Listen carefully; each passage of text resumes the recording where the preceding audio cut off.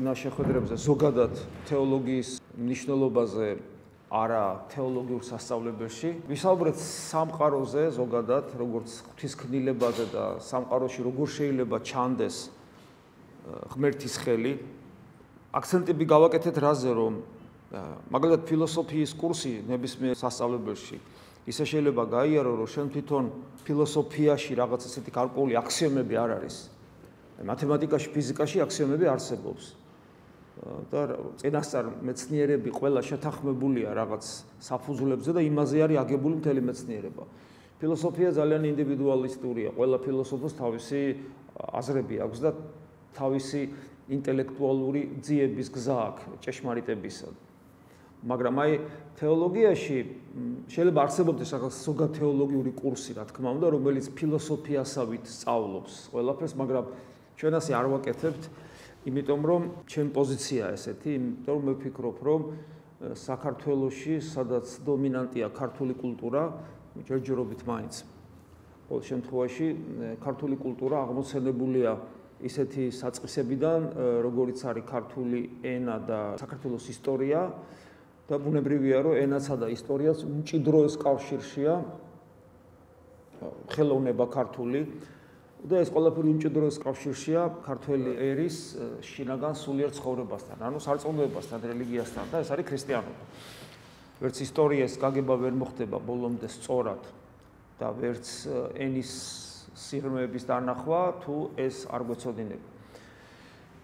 ამიტომ ჩვენ ძირითადად აქცენტს ქრისტიანობაზე ვაკეთებთ, თუმცა მე წინასაუბრები რაც მქონდა, ზოგადად შეიძლება ითქვას, რომ თეოლოგიის კურსათაც გამოდგებოდა, თქვა. მაგრამ აქსიომა ერთია, რომ ღმერთი არსებობს. ეს აქსიომა არის. აქსიომა რას ნიშნავს? ვერ ვამტკიცებთ. თუ ვინმე აქ მოვიდა, იმიტომ რომ ერთ საათში მას დაუმტკიცდება ღმერთი არის ან არ არის, გხვდებით, ეს არის ბავშვური წარმოდგენები, იმიტომ რომ ღმერთის არსებობის დამამტკიცებელი არგუმენტები დიდი ხანი არსებობს. ორი საუკუნე მაინც ეს სისტემატურ ცოდნაში, ფილოსოფიაში ეს არსებობს და ეს არგუმენტები კიდევ უფრო მყარდება და მტკიცდება თანამედროვე მეცნიერებით, მაგრამ ეს მაინც არ არის ის მტკიცებულება, როგორ მტკიცებულებასაც ჩვენ ვეჩვევით ხოლმე. მაგალითად, დაფა არსებობს თუ არ არსებობს, თუ შეხედავ ან არსებობს, ან არ არსებობს, ხო? ჟირაფი არსებობს თუ არ არსებობს. თუ ვინმეს არ უნახია ჟირაფი, შეიძლება მოატყვილო, რომ არ არსებობს, იმიტომ რომ დაახასიათო ჟირაფს იმხელა კისერი აქვს, რომ ჰიპერტონია დაემართება და გული გაუსკდება იმ 6 მეტრა აქვს სიმაღლე და რომ წამოვა ის სისხლი იქიდან გულს გაუხეთქავს. და შეიძლება დაუმტკიცო, რომ სულთა ფიზიოლოგიურად ჟირაფის არსებობა შეუძლებელია. და შეიძლება ადამიანი დააჯერო, მაგრამ თუ ადამიანს უნახავს ეს ჟირაფი, რას იზავ? ხო, მე აღმოჩნდება, რომ ჟირაფს თურმე სხვანაირი სიზავთა სისტემა აქვს და ბევრი საკეტები აქვს არტერიაში და ვენურ სისტემაში, რომ გული არ გახეთქოს. ხო, ბევრი ნიუანსებია რა. ხო, და აი ესე თქვა მინდა მე, რომ აი ჩვენ ამას აქსიომად ვიღებთ, რომ ღმერთი არის. თუმცა წინა შეხვედრაზე ჩვენ ვცდილობდით გვეჩვენებინა, რომ ღმერთი რო არის ეს ჩანს სამყაროში, მაგრამ ძალიან მსუბუქად შევეხეთ და ძალიან ცოტა ხნით. და დღეს კიდევ ერთ ფენომენს შევეხებით იმის საჩვენებლად, რომ ღმერთი არის, ნამდვილად არის და უკვე რაღაცნაირად შევეხებით ოდნავ ქრისტიანობასაც. იმედია მაქვს, რომ ცოტა ამას მოვასწრებთ, იმიტომ რომ ძალიან ვრცელი თემაა ეს და შეუძლებელი ხდება ხოლმე ყველაფრის ესე დაწვრილებით განხილვა. ესე იგი, ჩვენ თქვით, რომ ბიბლიური ღმერთი, რითი განსხვავდება, თქვათ, სხვა რელიგიების ღმერთებისაგან. ბიბლიური ღმერთი არის ცოცხალი. ეს ძალიან მნიშვნელოვანია. აი მაგალითად, ოკულტური თეორიები, რომლებიც ძირითადად აღმოსავლურ რელიგიებს, ინდუიზმს და ბუდიზმს ეფუძნება და თანამედროვე ელფერი შეიძინეს ამ ოკულტურმა რელიგიებმა, ისინი ხშირად ამბობენ ესეთი ტერმინი, აი ბლავასკაია ამბობდა ესეთ ტერმინს, რომ ღმერთი ეს არის როგორც კოსმოსური ელექტროობა. რა ისე თქვა უნდა ბლავასკაიას? ბლავასკაიას იმის თქვა უნდა, რომ ღმერთი ყველგან არის, ხო გასაგებია? ყველგან არის და ყველაფერს გამსჭვალავს. და ქრისტიანისათვის რატომ არის ეს ტერმინი მიუღებელი? იმიტომ რომ აი ამ ტერმინის მიხედვით, რომ ღმერთი არის ელექტროობა, ორი რამ არის პრობლემური ჩემთვის. ღმერთი გამოდის ამ სამყაროს განუყოფელი ნაწილი და ამ სამყაროს გარეშე ღმერთი არ არსებობს, იმიტომ რომ ეს სამყარო და ესე იგი ეს როგორც ელექტრული ვერი რაღაც მსგავსი, ანუ როგორც გრავიტაცია შეიძლება ასე ეთქვა.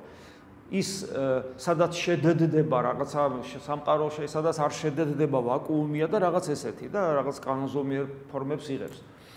ეგ ერთი და ჩემთვის როგორც ქრისტიანისათვის მიუღებელია ესეთი ღმერთი, იმიტომ რომ ამ სამყაროს ჩარჩოებიდან, აი წარმოიდგინეთ სამყარო, რომელიც არის მეტაგალაქტიკა, ანუ გალაქტიკების ერთობა და იმის იქით ადამიანი ვერ იხედება და ვერც გაიხედება ვერასოდეს, იმიტომ რომ სინათლის სისწრაფეზე უფრო სწრაფად ფართოვდება ეს და შესაბამისად აი ამ საზღვრის იქით არსებული ესე იგი სადღაც ეს არის 94 მილიარდი სინათლის წელი, იმის იქიდან წამოსული სინათლე სანამ ჩემამდე მოვა ეს სივრცე იწელება და ეს სივრცე უფრო სწრაფად იწელება ვიდრე ის და ის კი მოდის სინათლის სხივი.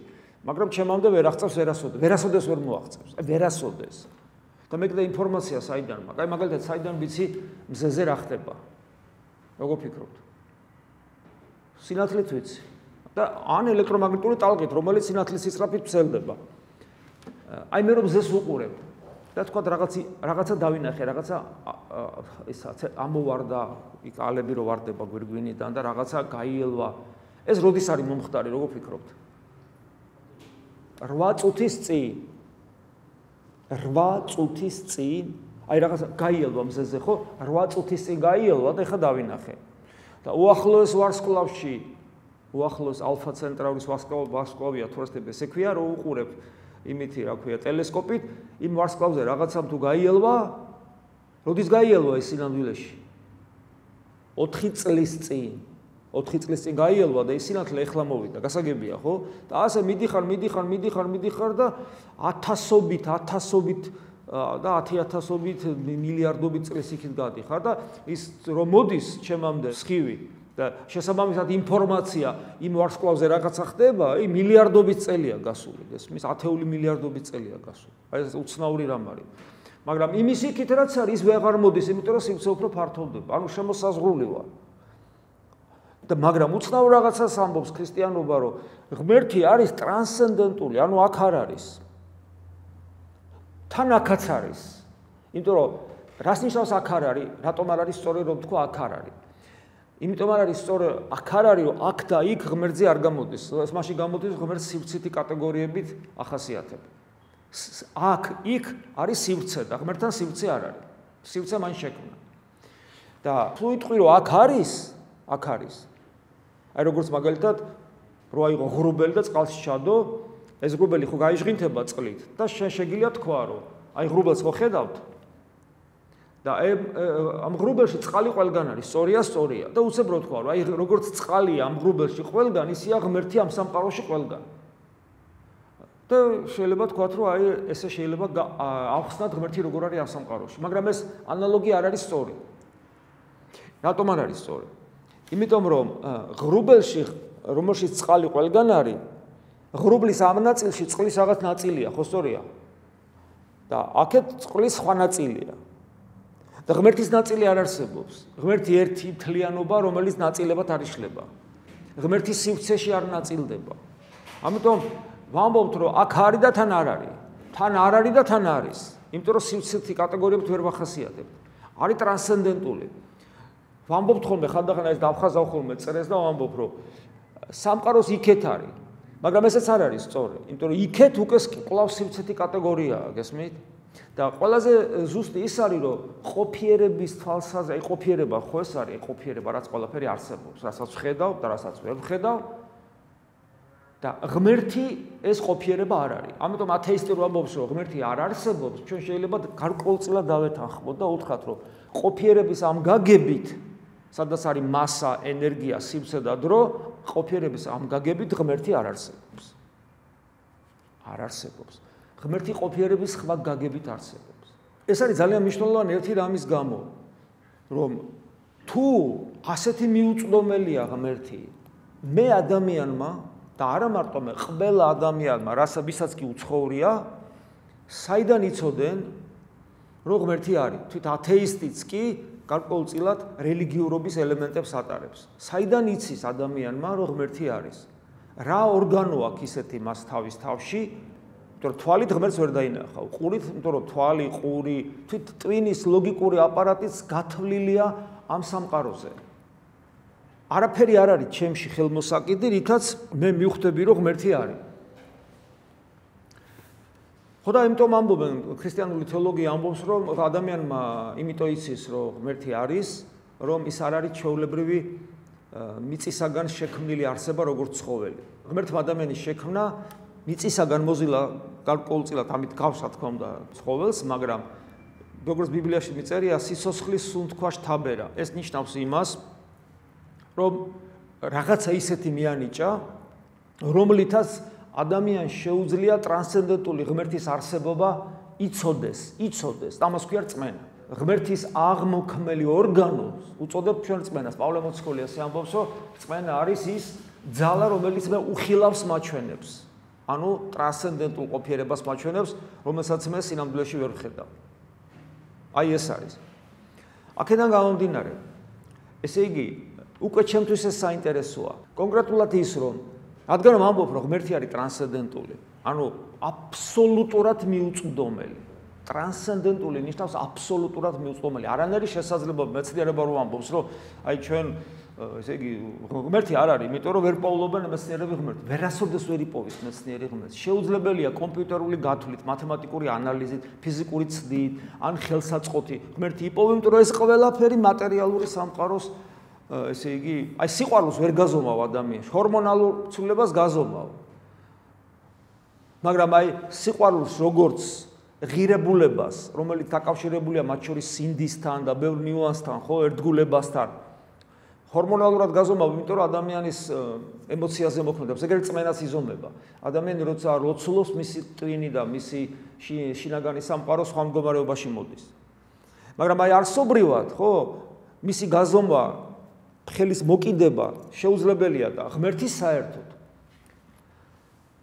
და თუ კითხვა ჩდება დავსვათ ახლა ასე, და თუ ადამიანი თავისი იმ ორგანოს საშუალებით, რომელსაც რწმენას უწოდებთ, იმ ინსტრუმენტის საშუალებით, რომელსაც რწმენას უწოდებთ, არ გაგიკვირდეთ, რომ ამბობთ რწმენაზე ორგანო, აი ინსტრუმენტი და ხელს ვერ კვირდებთ. ეხლა რომ ამბობდეთ გულზე, რომ ამბობდეთ, თქვათ, ფილტვზე, ღვილზე, შეიძლება გასაგები იყოს, მაგრამ ესე იგი რწმენა როგორ არის ინსტრუმენტი, როგორ არის თქვათ, როცა იარაღი, როდესაც ორგანო, როდესაც მას ხელს ვერ მოვკიდებ.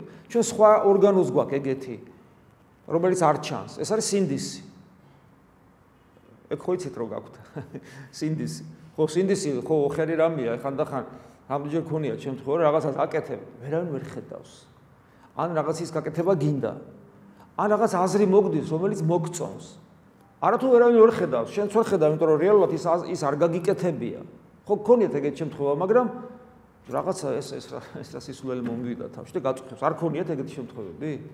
ნახე სინდისი. აბა მიდი გაჭერი ადამიანი დაანაწილე როგორც გინდა, ეგ ვერანაირი სინდის ვერ იპოვი. მაგრამ ადამიანს ეს სინდისი აქვს. აი რწმენაც მსგავსია, ოღონდ სინდისზე უფრო მოუხელთებელია. სინდისზე უფრო მოუხელთებელია. თუ ადამიანი არის აღმქმელი ტრანსცენდენტული ყოფიერებისა, მაშინ მას აუცილებლად უნდა ჰქონდეს ისეთი თვისებები, რომელიც არც ერთ ბიოლოგიურ არსებას სამყაროში არ ექნება. ფოტოშორის სინდისი ერთ-ერთი ვახსენეთ, ხო?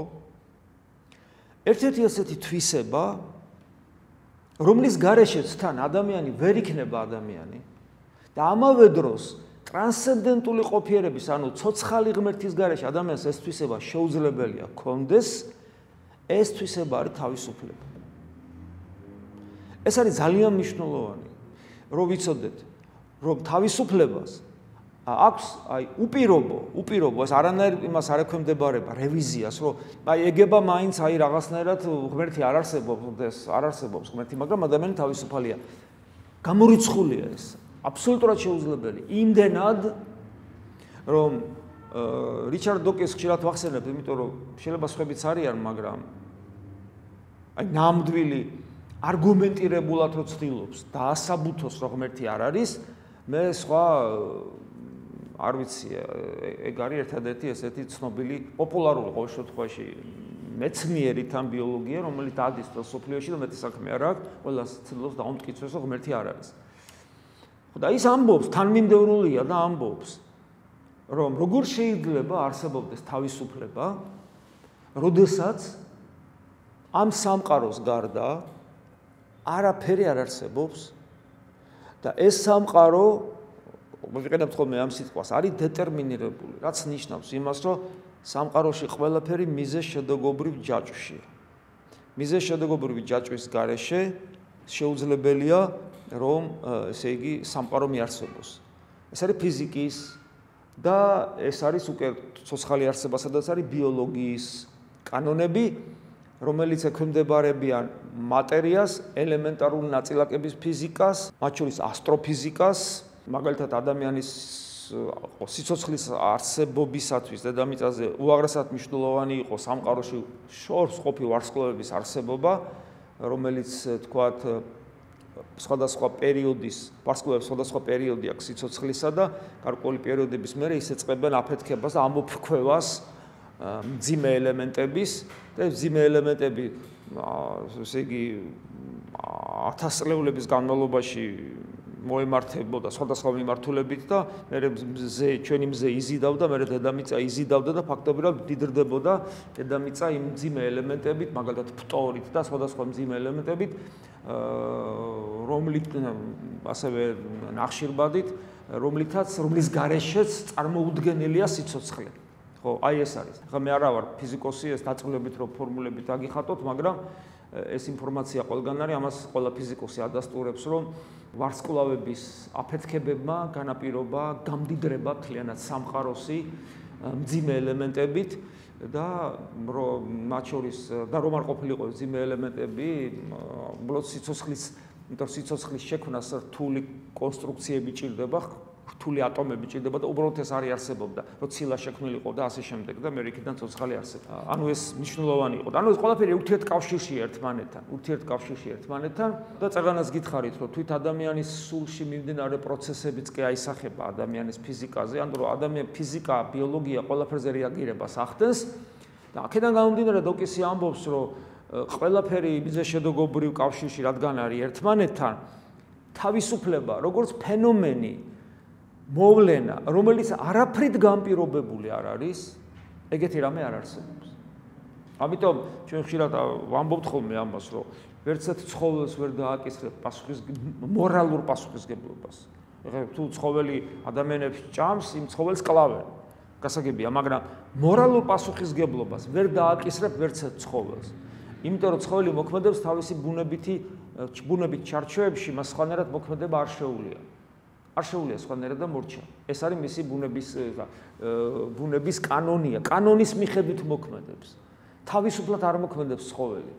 ის ადამიანს კაცი ჭამია ტაცელები რო იყვნენ, ხო, ვეფხვი, ავაზა ისინი ადამიანებს არ ჭამენ როგორც ასეთი, მაგრამ როდესაც დაზიანდება მათი, თქვათ, ან ფეხს დაიზიანებს, ან ეშს დაიზიანებს, ან დედა ყავდა ესეთი, რომელმაც თავისი ბოკვერი გაზარდა, თქვათ, ადამიანის ხორცით, ეხლა ეს ნაკლებად ხდება ეხლა და მე-19 საუკუნეში, მე-18 საუკუნეში ინდოეთში, აფრიკაში, როცა თქვათ ისინი შუბები და შუდისრებით იყვნენ შეერაღებულები, როგორც წესი ძალიან ბევრი იყო ეგეთი შემთხვევა, ნადირობის დროს ეშს დაიზიანებს, ფეხს დაიზიანებს და ცხოველზე ვეღარ ნადირობს და მე ადამიანს იმაშება ერჩის რა.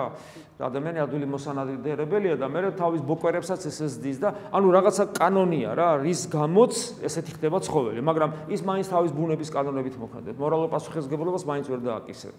მაგრამ აი ადამიანი არის ერთადერთი არსება, რომელსაც მორალური პასუხისგებლობა ეკისრება, იმიტომ რომ ადამიანი თავისუფალია და მიუხედავად იმისა, რომ ათეისტები ამბობენ, რომ ადამიანი არ არის, ათეისტები ამაზე არ ლაპარაკობენ სხვათა შორის. დოკინსისნაირი გაბედული ათეისტები ლაპარაკობენ. ამას, იმიტომ რომ მას უნდა რომ თანმიმდევრული იყოს, მას ეუხერხულება, რომ არამეცნიერულად მეტყველებდეს. და მას უნდა რომ ღმერთის არარსებობა მეცნიერულად დაადასტუროს. ამიტომ თანმიმდევრულია თავის ლოგიკა. ანუ მას აქვს აქსიომა, ღმერთი არ არსებობს. ეს აქსიომა, სინამდვილეში დოკინსი რელიგიურია, ეს ცალკე თემაა. არ არსებობს რაიმეს არარსებობის დამტკიცება ლოგიკურად შეუძლებელია. ხვდებით რას ვამბობ?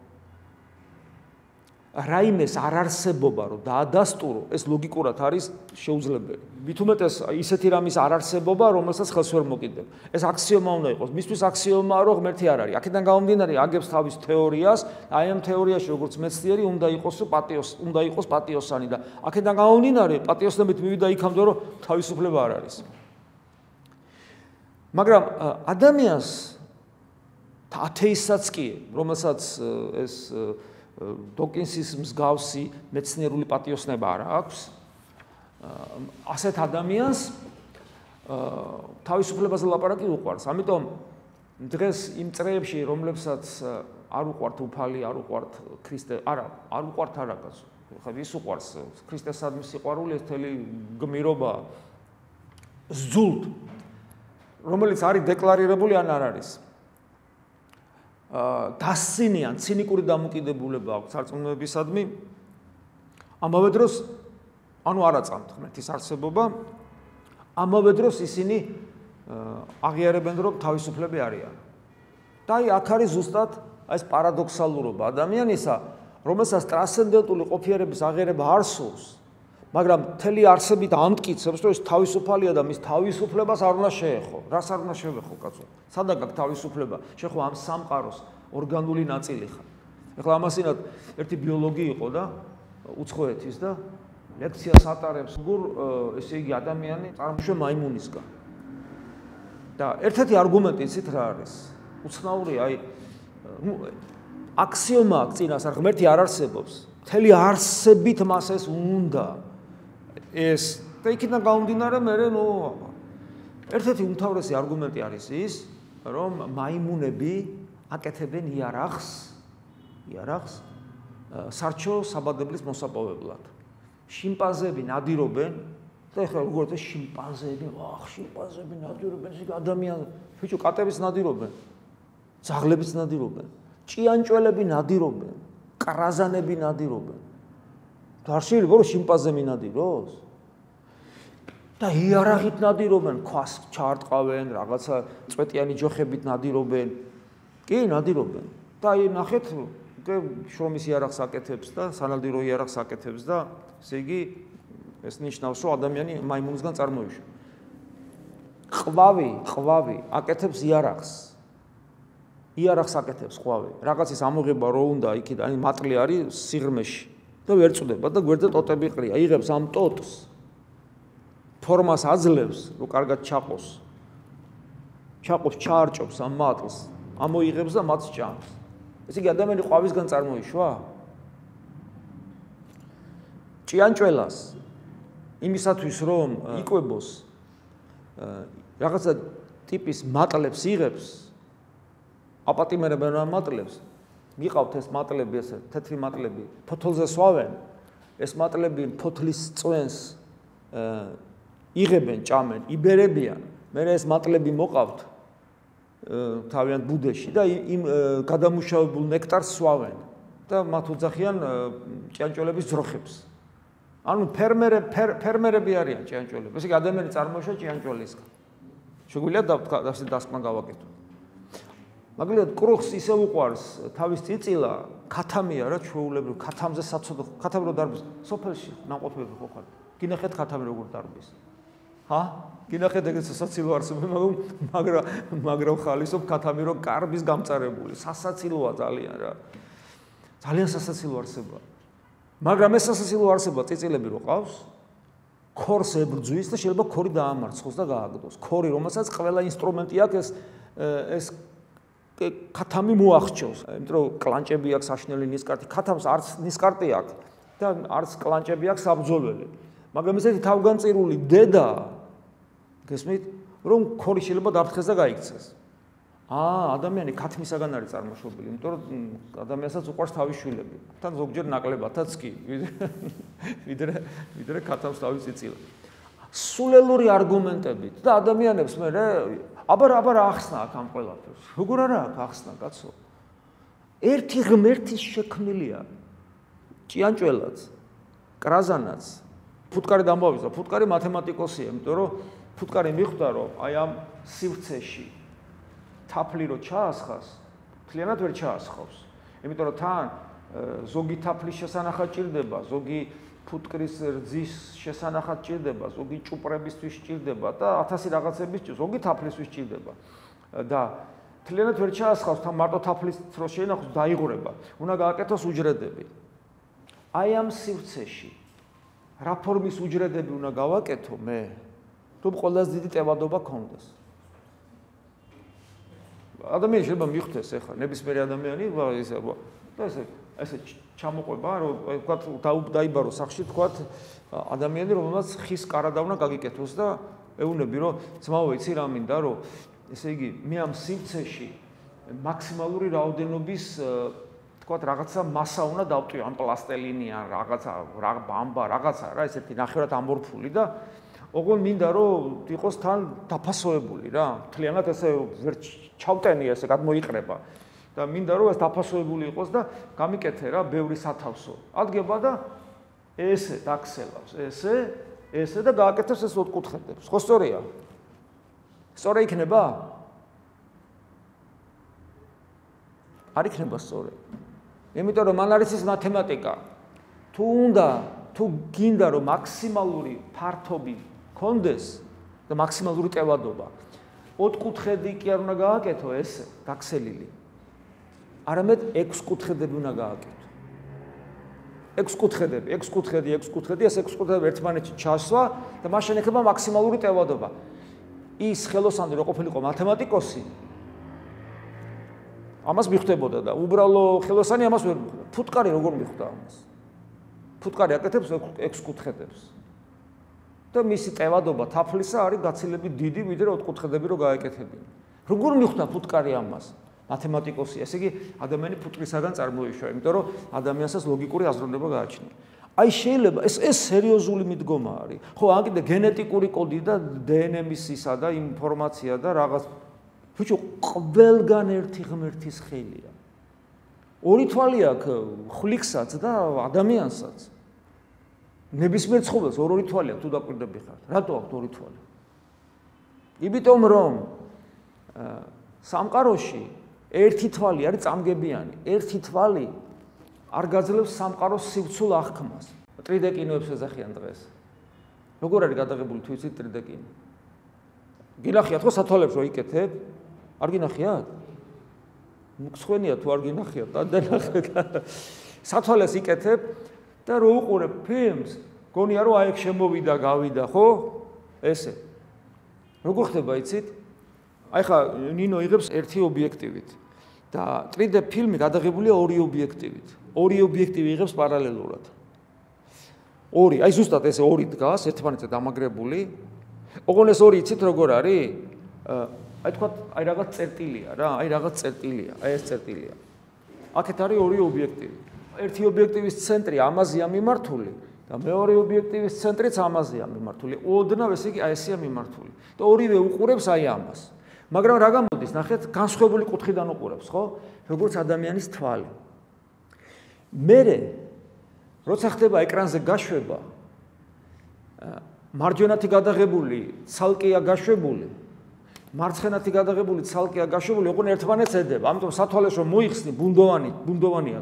3D ფილმი იკეთებ სათვალეს და სათვალე ისია რომ მარჯვენა მინა ბლოკავს მარცხენა ობიექტივიდან გამოშვებულს მარცხენა მინა ბლოკავს მარჯვენათი გამოშვებულს 3D ეფექტს იღებულობ და ჩვენ არ ვაკვირდებით იმას რამხელა წყალობა გვაქვს 3D ეფექტით ხედავთ ჩვენ ამ სამყაროს ჩვენ ხედავთ რომ აი მოვიდა ჩვენთან ახ ყური ორი ყური რატო აქვს ადამიანს 3D-ი აი სხვადასხვა ისინი რო არის აქეთ იქეთ სპიკერები ახლა თანამედროვე ტერმინები როგორ არის და თუ კარგი სპიკერები თუ გაქვს გზნობ რომ მუსიკა აქედან ისმის აქედან მოცულობითი ახმა ჩვენ ესე ვხედავთ სამყაროს იმიტომ რომ რაღაცა რო ხდება ხო აი ესეა მე ვხვდები რომ იქიდან მოვიდა ხმა ხო ხვდებით იქიდან მოვიდა ხმა და ასე შემდეგ აი ეს არის და ცხოველსაც ეს აქვს იმიტომ რომ ჭირდება სანადი რო ჭირდება ქათამი რო დანჩიტი რო ნისკარტს დაარტყავს ან წერო ზუსტად რო გაარტყავს როგორ არტყავს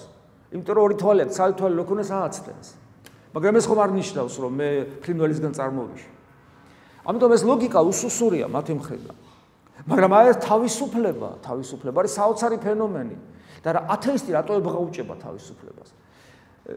ესე იგი დოკინსი თავს წირავს ცრუ მეცნიერებას და თulis რომ უნდა ემსახუროს ამას და ნუ იქ არგუმენტირებულად თანმიმდევრულად თუ მიყვება თუ ღმერთი არ არის თუ ტრანსცენდენტული ყოფიერება არ არის თავისუფლებაც არ არის იმიტომ რომ აქ ყველაფერი ტრანსცენდენტულია და მხოლოდ ფიზიკა ბიოფიზიკა და მეტი არაფერი ხოლო ათეისტი რომელიც ესეთი პატიოსანი და თანმიმდევრული მეცნიერი არ არის უბრალოდ მხოლოდ დოქტრინალურად არის ათეისტი მას არ ემეტება თავისუფლება რა იმიტომ რომ გძნობს ინტუიციურად თუ თავისუფლებაზე უარს იტყვის ეს სამყარო მას რო გადაუვლის იმიტომ რომ სამყარო მზაობაშია სულ გადაგიაროს ეს სამყარო რომ მას გადაუვლის მას არ ექნება თავდაცვის მორალური უფლება და მორალი არ არსებობს მას არ ექნება თავდაცვის უფლება იმიტომ რომ გესმის თუ ყველაფერი მიზეშედეგობრივი ჯაჭვშია შენ რო ვიღაცამ გაგარტყა შენ უსამართლოდ რომ მოგექცა გესმის მოგკლა ეს მიზეშედეგობრივი ჯაჭვია ის დამნაშავე კი არ არის არაფერში უბრალოდ ესე აი ზვავია რა ზვავი ჩამოწვა და დამთავრდა რა ვინ არის დამნაშავე არავინ არ არის დამნაშავე და შენ გაიჭყლიტე გინა ზვავი ყოფილა და გინა ვიღაც მუტრუკი ადამიანი რა მნიშვნელობა აქვს იმის ბიოფიზიკა ისე იმუშავა რომ შენ უნდა გაგჭყლიტოს შენ უნდა გადაგიაროს შენ მოსამართლოდ მოგექცეს აი ამაშია საქმე რომ ესე იგი არ ემეტებათ ეს თავისუფლება მაგრამ და სწორია ინტუიცია სწორად მუშაობს ამ შემთხვევაში აი რომ დააკვირდე ადამიანების აი ხშირად იღებენ ხოლმე ზემოდან იღებენ ხოლმე თქვა დრონებით იღებენ თქვა დიდი მოედანია რა და იღებენ ამ მოედანს და ამ მოედანზე ადამიანები მოძრაობენ და თუ გინახიათ ხშირად არის ხოლმე რა ესეთი ეფექტური გადაღება რომ მე ამას აჩქარებენ და ადამიანები პატარებად ჩანენ მანქანები პატარებად ჩანან და თუ აჩქარებ ესენი ხო ჩქარჩქარა იწყებენ მოძრაობას ჭიანჭველებივით არიან ადამიანები გინახავთ ესეთი კადრები არსებობს ესეთი კადრები რა მე წარმოგიდგინე აი გვირთან მოედანი რომ წარმოიდგინო ან თავისუფლების მოედანი ზემო დრონით დააიჭიროს დრონი და ეს კადრები თქვა გადაიღო 10 წუთის განმავლობაში და მე აჩქარო გეგონება რომ ჭიანჭველები მოძრაობენ და რომ დააკვირდე უცხო პლანეტელი რო იყო ახლა პირობითად ვამბობ რა იგავური სახით დააკვირდე და ადამიანები მიდი მოდიან მიდგებიან მოდგებიან და გქონდეს დანახი ჭიანჭველები, ფუტკრები, ფუტკარს ყველა ფუტკარს თავისი საქმეა. არც ერთი ფუტკარი შემთხვევით არ მიბზუის სადღაც. ყველა ფუტკარი მიზანმიმართულად მიბზუის. ყველა აბსოლუტურად. ყველა ჭიანჭველა. და ესე იგი რო აკვირდებით მე ადამიანებს შეხედა იცი რომ ფუტკარს და ჭიანჭველას თავისუფლება არ აქვს და ინსტინქტებს ემორჩილებიან ადამიანებს დააკვირდები და იფიქრებ რომ ადამიანებსაც არ აქვს თავისუფლება. მაგრამ თითოეულმა ადამიანმა თავის თავში ინტუიციურად არათუ იცის რომ თავისუფალია არამედ მორალურ პასუხისმგებლობასაც განიცდის მომხდარის გამო თუ თვითონ არის აქტიორი ამ მოქმედებისა და არავითარ შემთხვევაში არ ემეტება და ვიღაცა როცა ლახავს მის თავისუფლებას ამაზე მას ამბოხი აქვს შენ როგორც არ უნდა უმტკიცო დოკინსივით თავისუფლება არ არსებობს ათეისტიც რომ იყოს მაინც არ გიჯერებს არა კაცო მე თავისუფლება რაბა შეეხემეს თავისუფლებას ეხლა მოდი შევხედოთ ერთ ნიუანსს. მე როგორც ადამიანი, რომელიც ვიმყოფები ამ დეტერმინირებული სამყაროს ცენტრში, სადღაც და ჩემი ბიოლოგიით დეტერმინირებული ვარ, მაგრამ ინტუიციურად გზნობ რომ ვარ თავისუფალი და ჩემი თავისუფლებით ვმოქმედებ, ასე მგონია მე, მაგრამ არ ვცნობ ტრანსცენდენტულ ყოფიერებას. და მე ამ შემთხვევაში წინსწრებით როგორც თქვა თეოლოგიურად ვადასტურებ რომ დიახაც ადამიანს აქვს თავისუფლება იმიტომ რომ ადრეს მოგიყვანეთ ეს მაგალითი როცა ძაღლს დაუდებ პურს და ხორცს ძაღლი ირჩევს ხორცს მაგრამ თავისუფალი არჩევანი იყო ეს მისი თუ ინსტინქტური როგორც ფუტკარი რომ ყვავილს ირჩევს და არა ნაგავს თავისუფალი არჩევანია თუ ინსტინქტური ხო სწორია აი ადამიანი რომელიც ცხოვრებაში გარკვეულ არჩევანს აკეთებს ხოლმე. აი მაგალითად ლუარსაბის მაგალითი რატომ მომყავს? ლუარსაბი რაში ხარჯავდა თავისუფლების ნიჭს? რაში ხარჯავდა და რომ რამდენი ბუზი იჯდა ჭერზე და ბოზბაში იყო უკეთეს თუ ჩიხითმა, ხო სწორია? ჩვენ ხო ყველაფერს ჩვენი არჩევანით ვაკეთებ. ეს ახლა ლექციაზე შემოხვიდოდი თუ არ შემოხვიდოდი? რომელი ტელეფონი გიჩევნია, რომელი მანქანა გიჩევნია, რომელი პოლიტიკური პარტია გიჩევნია და ასე შემდეგ. ჩვენ ყველგან ჩვენი თავისუფლებით მოქმედებთ და როცა ამ თავისუფლებას რამე ეხება ჩვენ ეს არ სიამოვნებს, იმიტომ რომ თუ მე თავისუფლება წამართვი, მე ბედნიერი ვეღარ ვარ. წარმოგიდგენიათ ესეთი რამ, ხო? ანუ ბედნიერებისათვის ჩემთვის საკმარისი არ არის მაჭამო, მასვა, აი გოჭივით ყავდე, გოჩროსდიან რა, საშობაოდ რა. დასუფთავებული, გამზადებული, ყველაფერი, საჭმელი, სასმელი, ყველაფერი, არაფერი არ გაკლია, მაგრამ თავისუფლების დასახი არ აქვს. შენ ეს ბედნიერი ვერ ახარ, რომ ადამიანს თავისუფლებას ვართმევ, მორჩა. ადამიანი არ იწთვნება, ადამიანს ვერ გაწთვნი. ადამიანი შეიძლება მონად აქციო, კი? ღირსება შეულახო და მონად გადააქციო შესაძლებელია, მაგრამ ვერ გაწთვნი ადამიანს.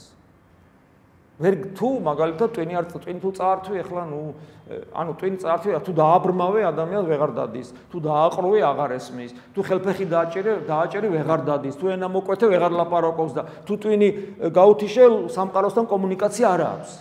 ამით შენ თავისუფლებას კი ვერ ართმევ, უბრალოდ მას არ აქვს გამოხატვის შესაძლებლობა. თუ მოკალი და მიწას ჩადა, საერთოდ მისი სული საწავა ვეღარ იცი და ანუ გამოხატვის შესაძლებლობას თუ არ მოусპობ ადამიანს და გამოხატვის შესაძლებლობის ერთ-ერთი ინსტრუმენტია ლოგიკური აპარატი, სხვა თვალი, ხელი, ფეხი, ენა და ასე შემდეგ. ადამიანს ვერაფრით ვერ გაწთვნი. ადამიანი მხოლოდ შეიძლება დაიმონოს შიშის გამო და რაღაცის გამო. ან ღირსება წაართვა და დაგემორჩილება, ოღონდ ეს გაწთვნა არ არის. ეს არის მონობაზე ხელი მოაწერა, ეს არის. სხვადასხვა შეუძლებელია. მაგრამ ადამიანი თვითონ ცდილობს რომ იმოქმედოს თავისუფლად. თუ ადამიანი თავისი ნებით დაგემონა, ესეც მის თავისუფალი გადაწყვეტილება შეიძლება იყოს, რომ სამაგიეროდ, ანუ ღირსება დაკარგა. კარგი ხო, თავისუფალ სამაგიეროდ საჭმელი მაქვს, სასმელი მაქვს ძმაო და კი უსინდისოდ ვიქცევი, მაგრამ სამაგიეროდ არში არ მწყურია. მოღალატე ვარ, მაგრამ არში არ მწყურია. რა პრობლემაა? ასე შემდეგ. ადამიანი არის ამაზე წამსვლელი ღირსების უარყოფაზე. მაგრამ კითხვა ჩდება თუ დოკინსი მართალია და მართალია, რაში? რომ თუ მხოლოდ ეს ყოფიერება არსებობს, თავისუფლება არ არსებობს. მაშინ. და თუ თავისუფლება არსებობს, აი კანტი ამბობდა ამას, რომ თუ ადამიანი ცხოვრებაში ერთხელ მაინც თავისუფალ არჩევანს გააკეთებს, ანუ რომელიც არ არის განპირობებული არაფრით. აი რაღაცა გავაკეთე, ოღონდ ამას წინაპირობა არ აქვს. თუ ადამიანის ცხოვრებაში ერთხელ მაინც ესეთი რამე ხდება, მაშინ შეგვიძლია ვთქვათ, რომ სამყაროში თავისუფლება რეალურად არსებობს. და თუ სამყაროში არსებობს ისეთი მოვლენა, რომელიც არაფრით განპირობებული არ არის, მაშინ არსებობს ისეთი ტიპის ყოფიერება, რომელიც არის თავისუფალი. ესეთი ყოფიერება მხოლოდ ცოცხალი ღმერთი შეიძლება იყოს, იმიტომ რომ ღმერთი არავის არ შეუქმნია, ეს ღმერთი როგორი ყოფიერება, რომელიც არავის არ შეუქმნია და ღმერთის არსებობა და ღმერთის ყოფიერება არავიზე დამოკიდებული არ არის გარდა საკუთარი თავისა. ღმერთი არსებობს, იმიტომ რომ უნდა და არსებობს. და რადგან ნებისმიერი საგანი, იმიტომ არსებობს, რომ ვიღაცამ შექმნა, ეს თავისუფალი ვერ იქნება, ეს ექვემდებარება რაღაც წესს და კანონს. გამომდინარე იქიდან, ვინც ეს შექმნა. მიხვდით რას ვამბობ? ხოლო ერთადერთი ყოფიერება, რომელიც არავის არ შეუქმნია, ცოცხალია, აზროვნებს. არავის არ შეუქმნია და არსებობს, იმიტომ რომ უნდა და არსებობს. ამიტომ ერთადერთი თავისუფლება არაფრით განპირობებული და არაფერზე დამოკიდებული მხოლოდ ღმერთია. და თუ ერთი ადამიანი მაინც სამყაროში არსებობს, ან უარსებია, რომელსაც ერთხელ მაინც ცხოვრებაში თავისუფალი გადაწყვეტილება მიუღია, დაახლოებით ესე ამბობს კანტი, მაშინ არსებობს ყოფიერება, რომელიც არის აბსოლუტური თავისუფალი და ესე იგი არსებობს ღმერთი. რატომ მიეცა თავისუფლება ადამიანს? იმიტომ რომ ღმერთმა სამყარო შექმნა ჩემთვის, დამცინებს ვიღაცა. აი რა, შენთვის შექმნა. რას გევხარ ადამიანო შეხედე? ამ ხელა სამყარო შენთვის შექმნა, აი ამ ხელა სამყარო. ხო, ვეუნები. აი ამ ხელა სამყარო. რატომ? აი მაგალითად, ადრე იყო გუშინას ვამბობდი ერთ ლექციაზე 500 კაციანი და უფრო დიდი ქორწილები. და კარვებს შლიდნენ ხოლმე, კარვებს, ეს საბჭოთა კავშირში.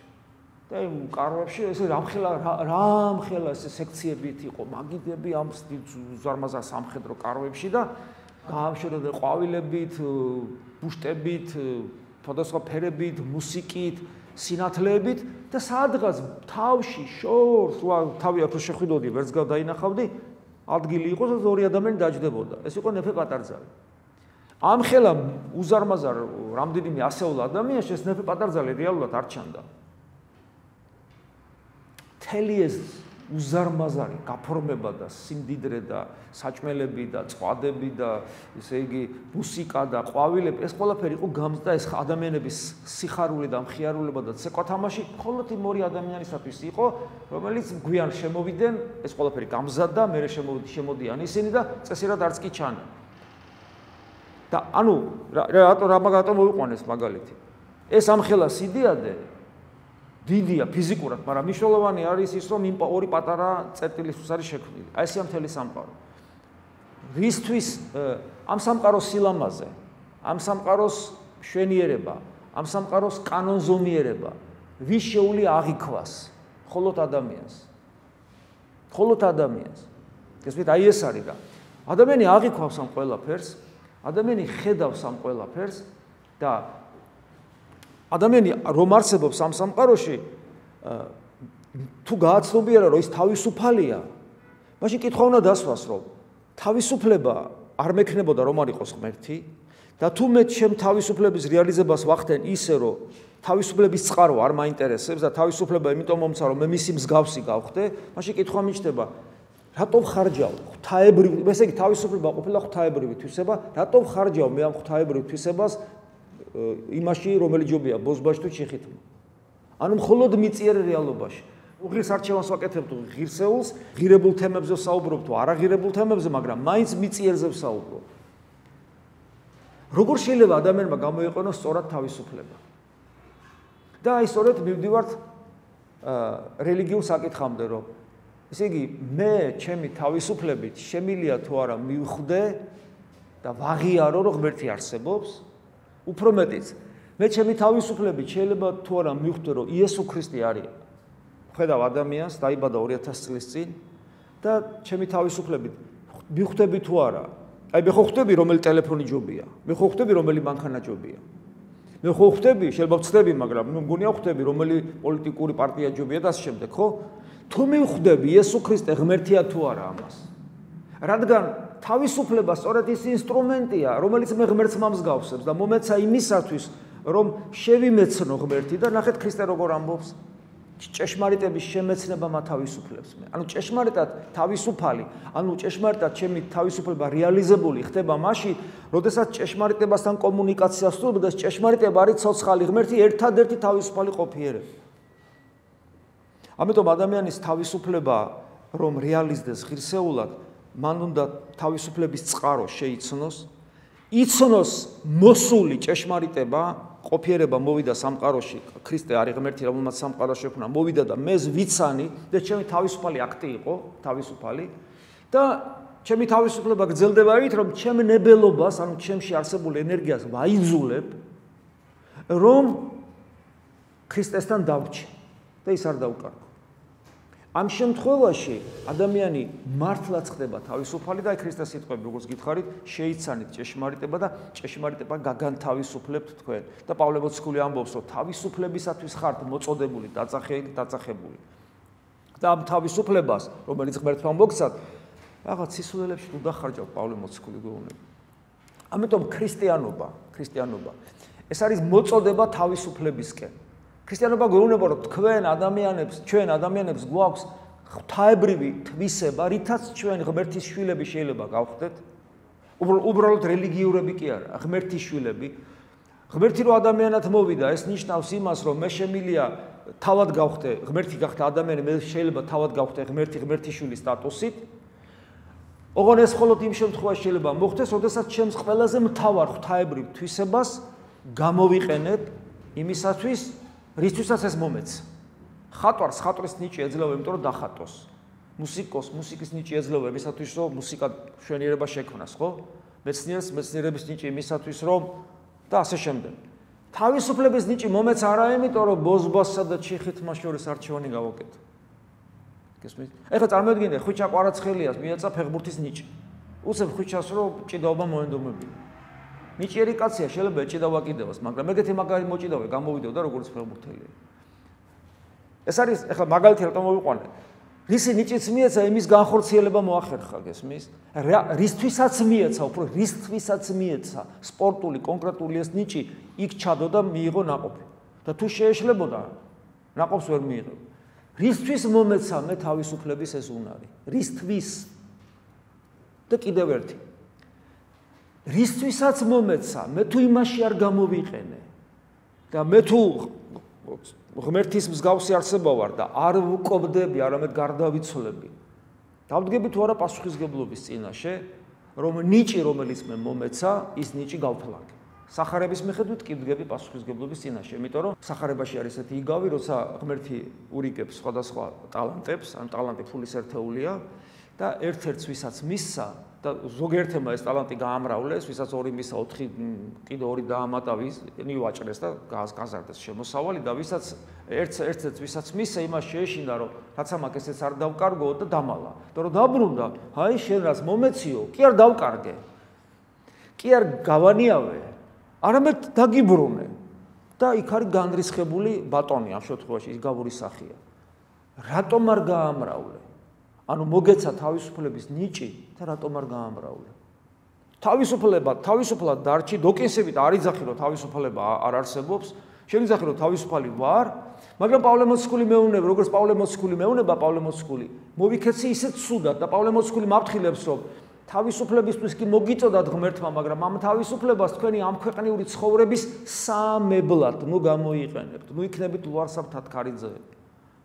თორემ პასუხს აგებთ, იმიტომ რომ ადამიანი ხარ და იცხოვრე როგორც ცხოველმა. გესმის, პურსა და ხორცს შორის, ყვავილსა და ნაგავს შორის, ამ პოლიტიკურ პარტიასა და იმ პოლიტიკურ პარტიას ტელეფონებს შორის და აი ამ რაღაცებისათვის რომ ამ რაღაცებში რომ არჩევანი გააკეთო, სწორი არჩევანი.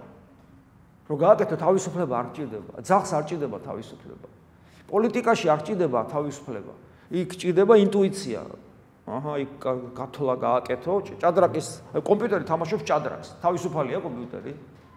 არ ჭირდება, გესმის, პოლიტიკა არის ჭადრაკის თამაში. ეს კომბინაცია უფრო მომგებიანია, რომ მოვიგო ეს ბრძოლა, პოლიტიკური ბრძოლა, დიპლომატიური თუ ფიზიკური თუ ეს კომბინაცია და კომპიუტერი ხვდება, რომ ეს ჯობია და იგებს. თავისუფლება არ ჭირდება კარგ პოლიტიკოსობას, კარგ ფიზიკოსობას, კარგ სპორტსმენობას, კარგ ხიბას, ხელოვნებას არ ჭირდება. დღეს ხელოვნური ინტელექტები წერენ იმას პროზას, პოეზიას, ხატავენ, არ ჭირდება თავისუფლება. და ადამიანი აი ღვთაებრივ მოცემულ უნარს ხარჯავს იმაში, რასაც თავისუფლება არ ჭირდება, განიავებული ტალანტია.